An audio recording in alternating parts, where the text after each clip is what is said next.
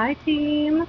Today we are going to be working with one of those fall fruits that we talked about, an apple, and we're going to be making an apple crisp.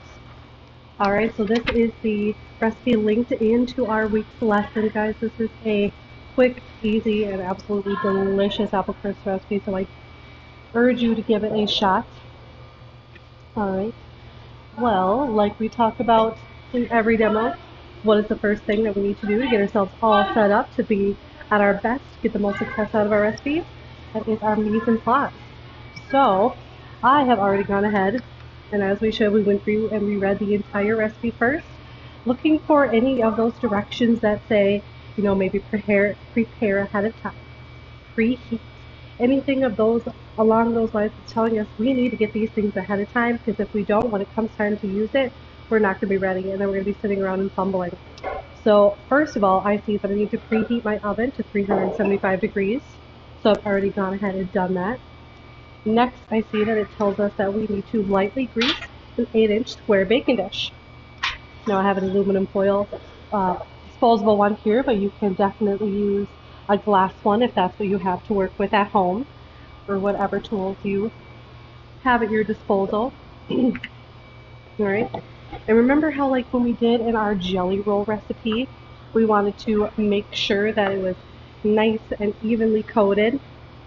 Alright, but we don't want to use our hands and we don't want to contaminate anything. So we're going in with our Crisco. Alright, and we're going to use our pastry brush again. But remember also, like we said, you could use a Ziploc bag, flip it inside out, put your hand in there, kind of do the same thing.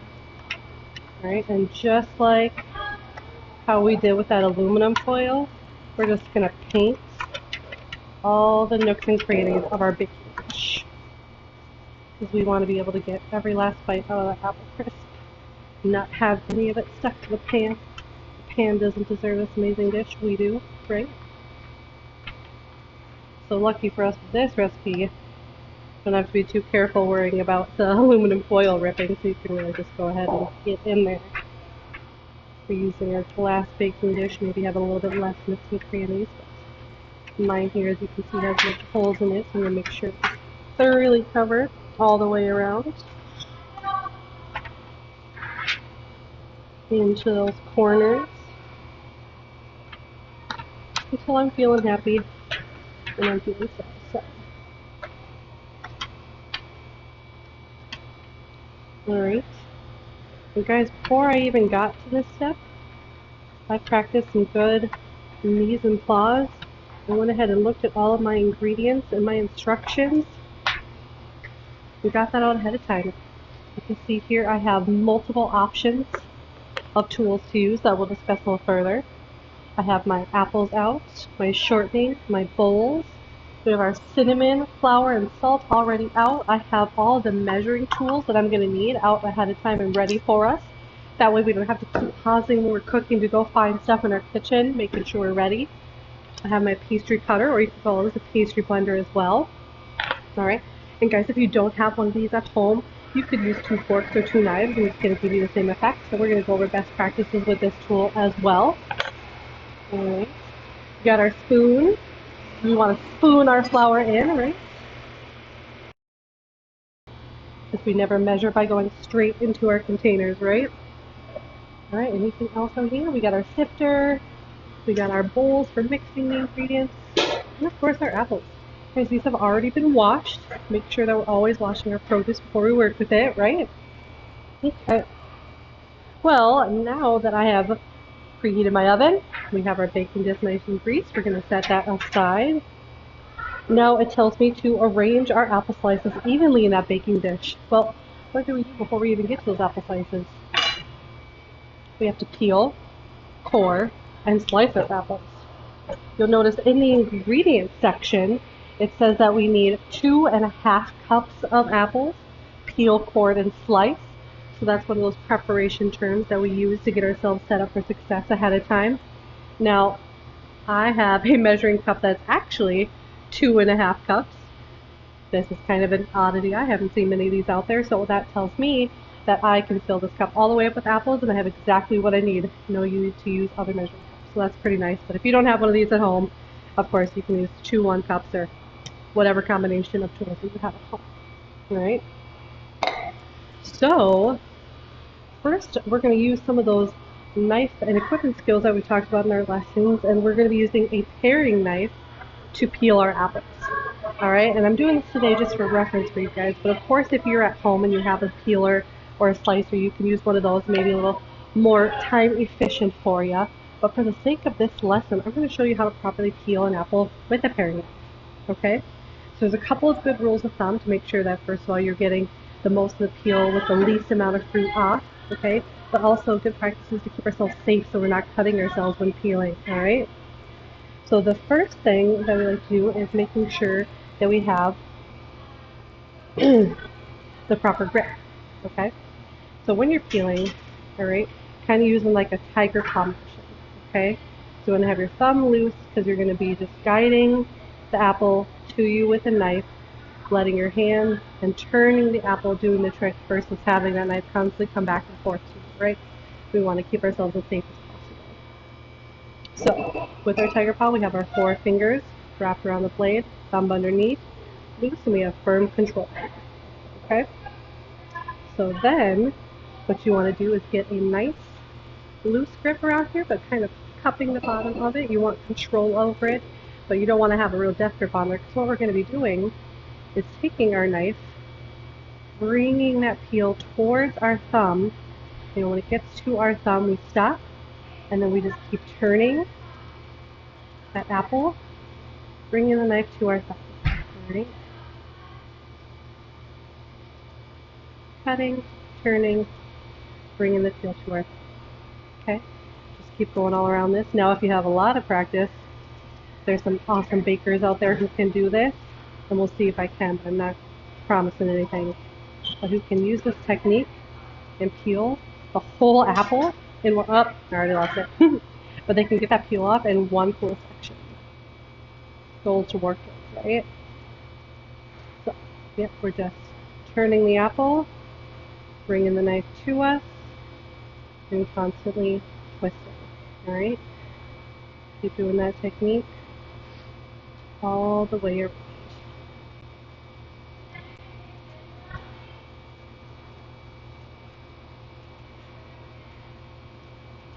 Notice how I'm guiding the apple over and pulling my thumb back as we're going, so we don't cut. You know, if any little chunks like that are left, that's okay. We can go in there and clean up afterwards, right? And you know, if you come into any little tough bruises, that's okay. Guys, baking is such a good vehicle for using that ugly fruit. You know, who cares if it has a little bruise as long as it's still tasty?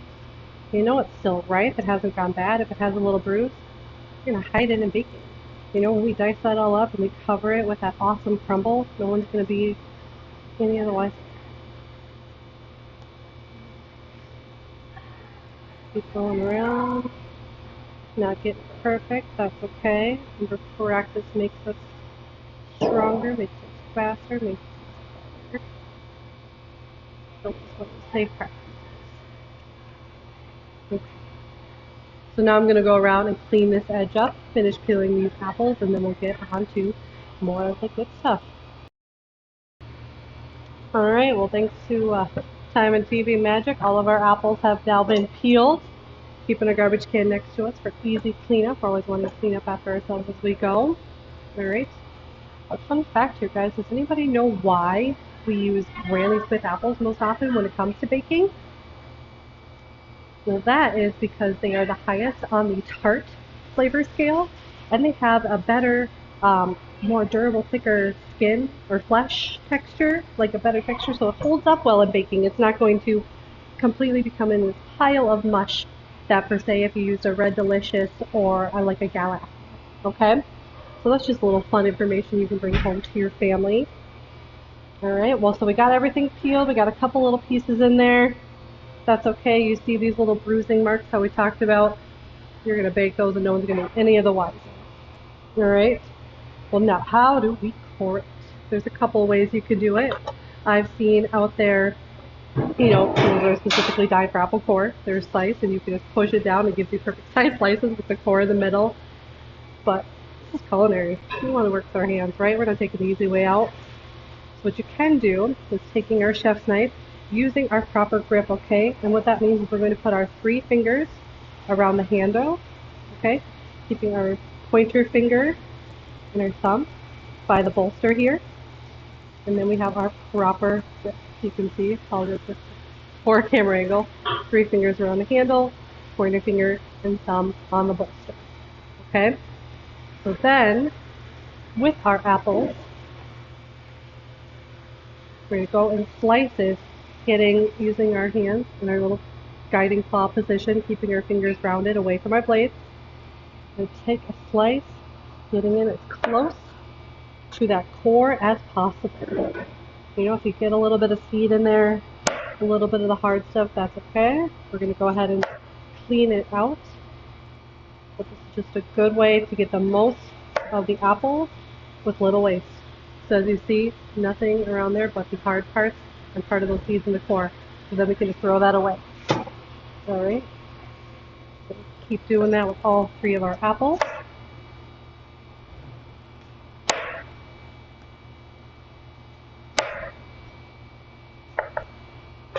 Alright, we just got that hard whole house there. We don't need that guy. But we still want to make sure we're using as much apple as possible, ensuring that we're getting all 2.5 cups that we need out of these guys, which are nice big juicy ones, so I'm confident we'll get what we need. But if not, and we have to grab another apple, that's okay too, right? Alright, that looks good. Going through in here, I see I still have a little bit of apple peel. That's okay, we can go ahead and use our paring knife and kind of shave, clean that off. As much apple as we can. If there's a small amount of peel left, that's not going to hurt anybody. But for visual sake, we just want to do the best that we can.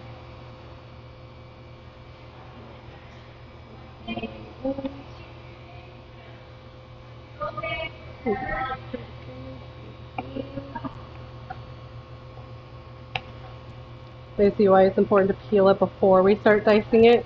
How much work would it be to try and get all the skin off of this? Oh, you know what? I missed a little chunk on this guy, so we're going to cut around the hard meat. Here we go.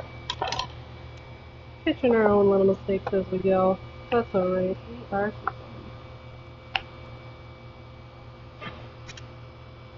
Okay, I think I got pretty much all those imperfections out of there. Let's go ahead and get to the dicing. Or slicing, I should say. So for this recipe, it calls for slices. So that means put all these over to the side. Take one at a time. And make nice slice cuts. Using our proper holding technique of our chef's knife makes quick work out of that. Alright. Using our rock chop, which means we're taking our blade, making a rocking motion through these apples, ensuring that the blade gets all the way down and through. So the apples are in slices and they're not connected in the middle. You want to make sure you're getting all the way sliced through. Keeping our guiding hand, not only to keep our produce secure, moving along, but preventing ourselves from getting caught by that blade and getting cut.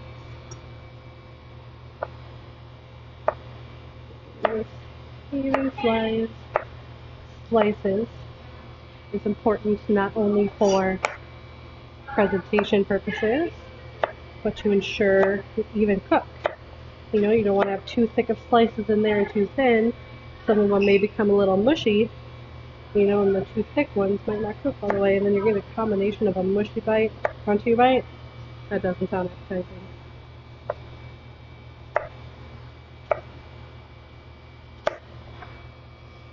And through, making slices, almost done.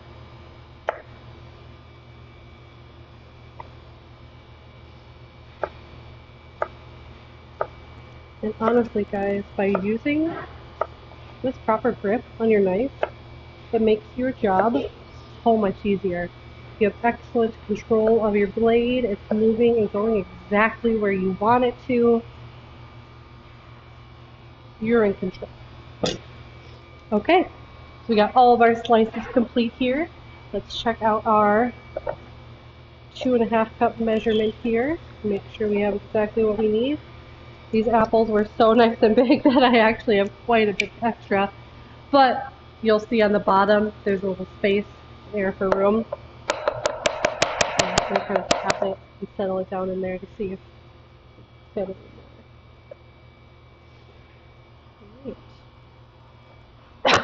there. Apologies. Okay. Well, that looks nice and pretty full to me. It's still got a little room in there, so I'm going to slide some guys in there. Oh no, what do I do with all this extra apple that I have? I'm just gonna have to eat it, right? Maybe find some caramel to dip it in. Have a little snack while I'm waiting for everything to bake. Oh shoot. Alright. How nice we get this nice big apple. What a fruitful year. Okay. So now it tells us to take out our prepared baking dish that's already been nice and greased, right? Importance of getting everything ready ahead of time. Take our apples, put them right in. So right, throw them on in the center. Okay, and then it says to arrange them evenly. Yep. And making sure while we're looking and arranging them that all of our slices are nice even size. I see this one's a little chunky, so it's good I can catch that and go ahead in there and correct that. Now it's important that we are arranging these evenly because you don't want to have a little spot right there so somebody goes to take a bite of that guy and they only have a couple apples versus over here how they have a whole bunch of apples, right? We want every little bite to be equally as delicious as the last. Go ahead and arrange those until you are satisfied with the evenness. You know, we've got a couple in here that I feel like I can maybe add more too. Fill in some spots, make it look a little bit better. Good thing we have all these extras, right? Alright, well, I don't know about you, but that looks pretty beautiful. Nice and even. I am satisfied. Alright, so now that we're done with that, we can go ahead and set it aside, and we're going to work on our crumble now. Alright, the part that makes it the crisp. That's all that good flavor. Alright, so what do we need first? We are going to sift our flour, our sugar, our cinnamon, and salt together in a bowl. So what I'm going to do first, after I clean up after myself a little bit here, I'm going to go ahead and get all of my stuff measured out into this bowl, and then I'm going to use another bowl to help me sift it out. Okay? So, how much flour do we need? It calls for 1 cup all-purpose flour. And how nice in the ingredients, it already told us that it wants it to be sifted. So I was able to get that sifter out ahead of time, knowing that I was using it. And remember, we never want to scoop in there to get those ingredients because we don't want to overpack. So I got my spoon here handy, and we're just going to spoon it lightly into the cup. Alright, to overfill a little bit, we're going to level that guy off. Alright, nice and full. Level it off.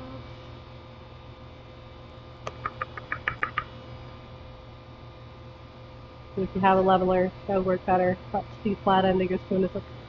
Alright, 1 cup flour in the bowl. Next we have our sugar. How much sugar do we need? We also need 1 cup of sugar. Right.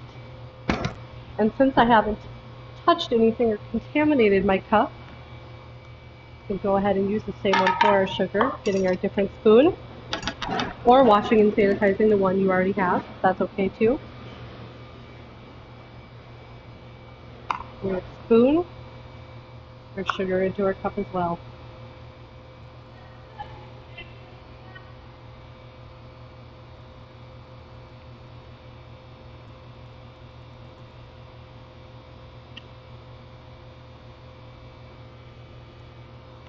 The recipe does call for white sugar, Some crisps out there may cause for brown sugar, maybe some molasses or honey. There's all different versions of ways you can make this that are all equally delicious. Leveling that guy off. And 1 cup of sugar into the bowl as well. Alright. Cleaning up after ourselves as we go. Next, we're going to move on to our cinnamon. Now this calls for 1/2 teaspoon.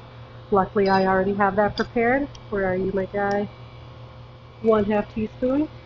Now what's nice about containers like this, if you'll notice on top there's a spoon side and a shaker side. Shaker side has those little holes in it. Spoon side is a nice open level area right here. So what you can do is, like a built-in leveler, since my utensil is clean, just going to go in, to the top a little bit, scoop out how much I need, get that spoon a little rounded, a little overflowed, and then use that built-in leveler,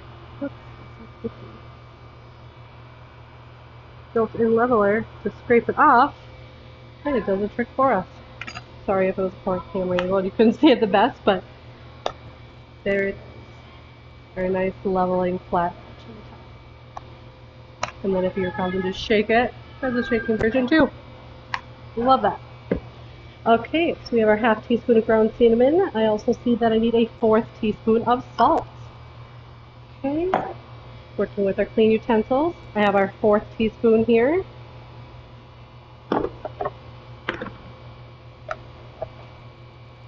And go ahead and take this, overfilling it.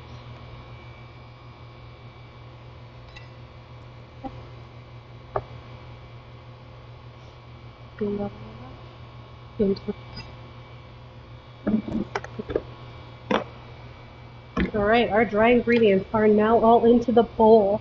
So next, we are going to sift them. And to do so, I'm just going to take another bowl, put my sifter right in it, and start pouring those ingredients in. I'm going to help it along, guide it with a spoon.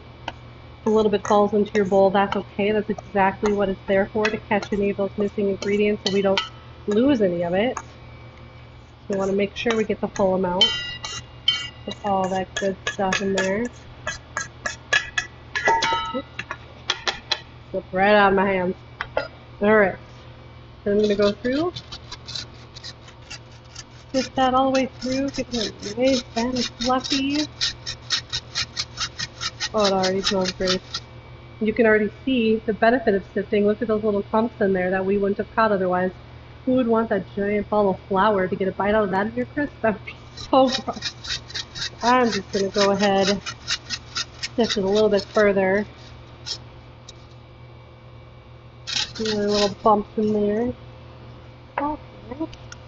And then you know what? For good measure, I'm going to sift it again. You know, maybe there's some lumps that got through the first time and maybe fell through into the bowl.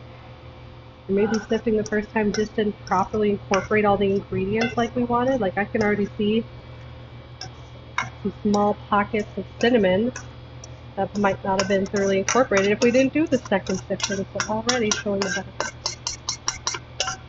But of course, if you don't have a sifter at home, you can whisk them together as well. Or you could use a fine mesh strainer, working with the tools we are provided with. Yeah, let's go ahead and sift those guys.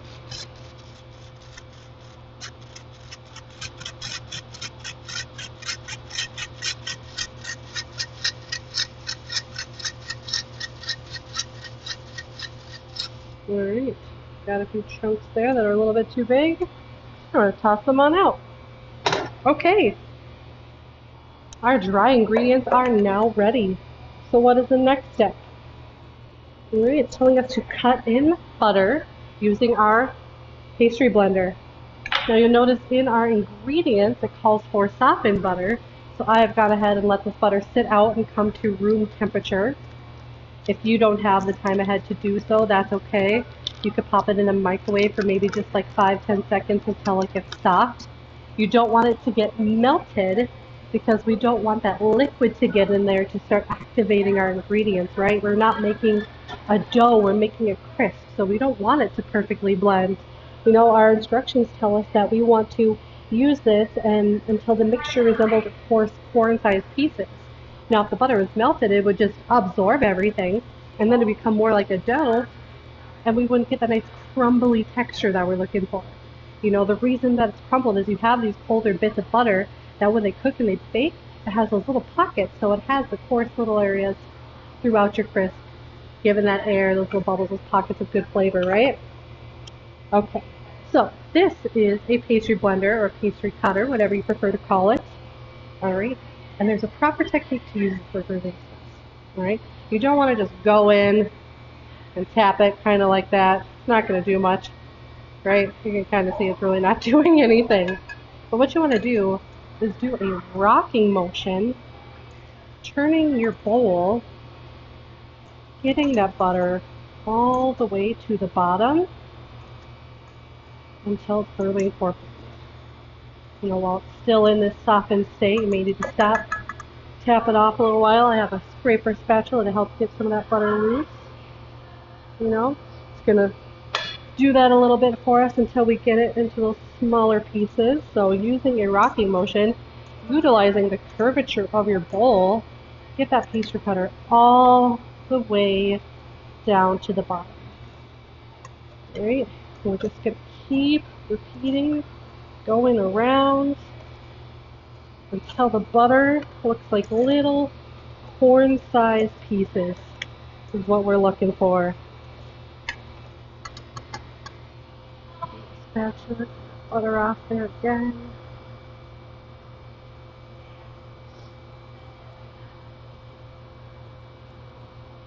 You want all the good bits. So I'm going to use my pastry cutter to scrape off my spatula. And then just keep going around. All the way to the bottom, making sure no bits are getting left out. Starting to look into things like that already. It's getting close, but we still have too big of chunks in there, so keep working it.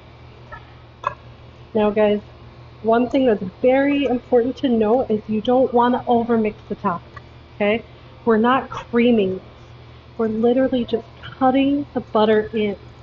So you kind of want it to lay flat next to the dry ingredients. So if you looked at it under a microscope, you'd see that it's laying next to it and not absorbing it, not creaming it, not combining, just laying next to each other, right? Because we don't want it to mix in and start doing that activation process like we talked about with our leavening agents.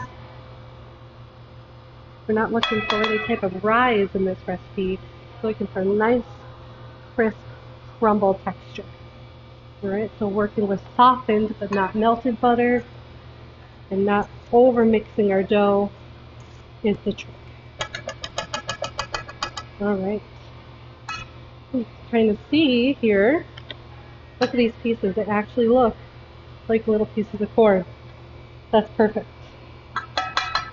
We want it to remain those beautiful small lumps.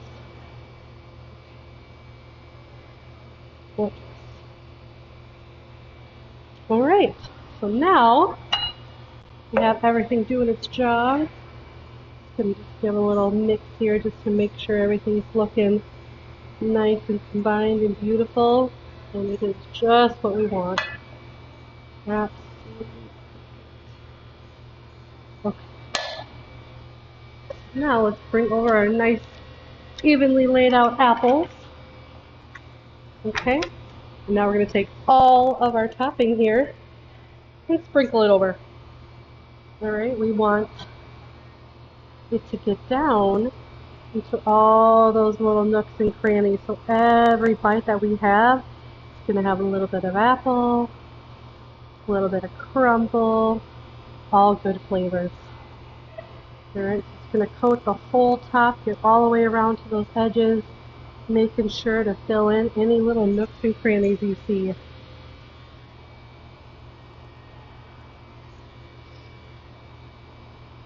Keeping it light. You don't want to push down on the crumble. because then it's going to form a dough. So just nice and even spreading that guy around.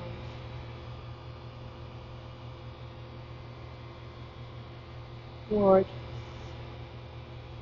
All the way to the corners. If anything feels like it might be a little piled up higher than the others, go ahead and smooth that out. And we don't want it to be too tight, so if it looks like it's a little bit bulky, you can go ahead and use a fork or a knife, or I'm using the end of the spoon, kind of fluff it up. Which also helps to get it down into those Alright, that's looking beautiful. How easy was this so far, right?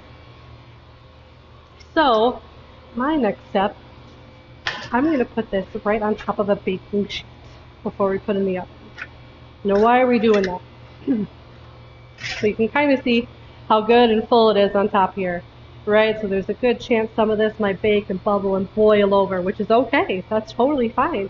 But we want anything that may bake or boil over to get onto our baking sheet here and not down into our oven. That'll be hard and super sticky and take a lot of effort to get off, so why not save it, putting it on a baking sheet here, saving ourselves a mess and a good easy cleanup. Alright? So now what I'm going to do is I'm going to go check my oven to make sure that it has preheated to 375 degrees. And if it is at the proper temp, guys, what we're going to do is put that into our oven for 40 to 45 minutes. What you're looking for is a nice golden color on the top, okay? So check it at 45, or check it at 40 minutes rather, because you always want to check it at the least amount of time, and then give it a little bit more extra cooking time if we need. But you never want to let it go for the full cooking time, because you can't get time back, right? Okay, so let's go ahead, check our ovens, put this in the oven, set a timer for 40 minutes, and then we'll come back and check on it.